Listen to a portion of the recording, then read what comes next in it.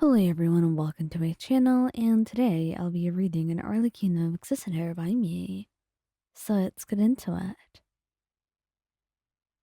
The rain in Fontaine never quite stopped, but tonight it felt slower and quieter. The city beyond the house of the hearth shimmered with light, but inside the courtyard everything felt muted, the world feeling colder. You hadn't set foot here in months.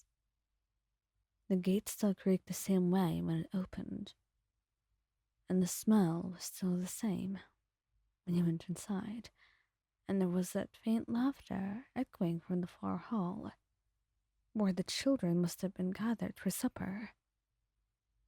It was all painfully familiar, and yet different all the same. You stood there for a long moment, unsure if you were doing the right thing. You told yourself you were just visiting, just making sure the children were well.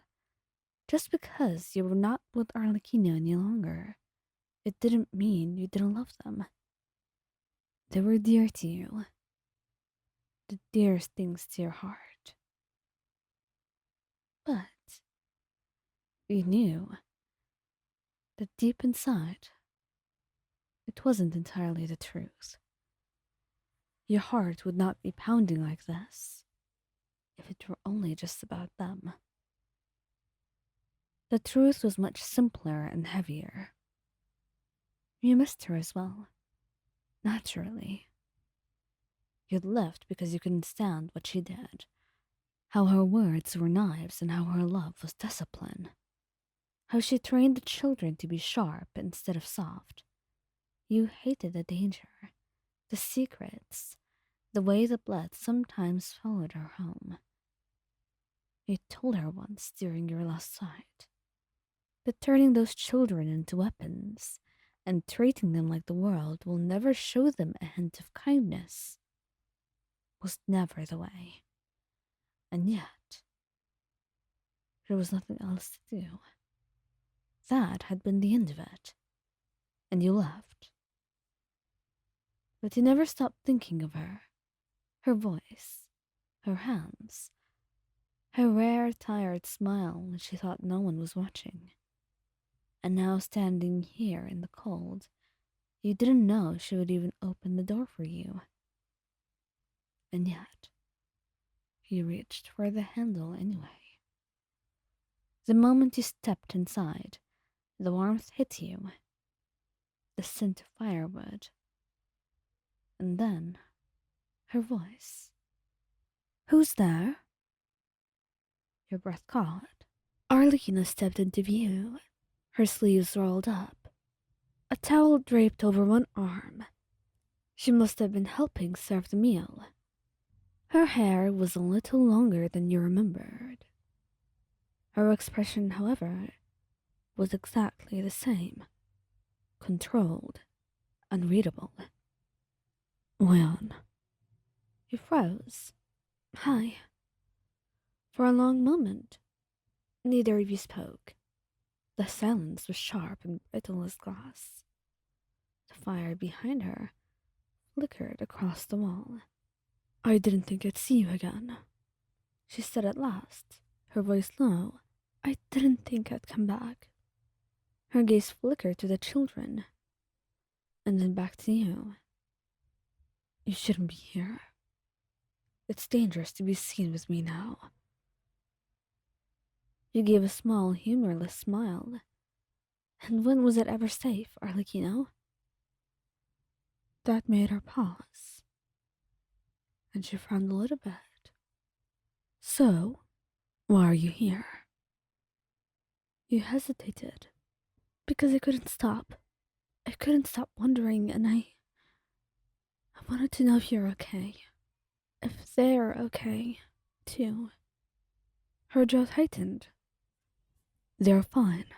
They always have been. I took care of them before you, and I will do that after you." "I know you do. That was never the question." Her eyes narrowed slightly, wary.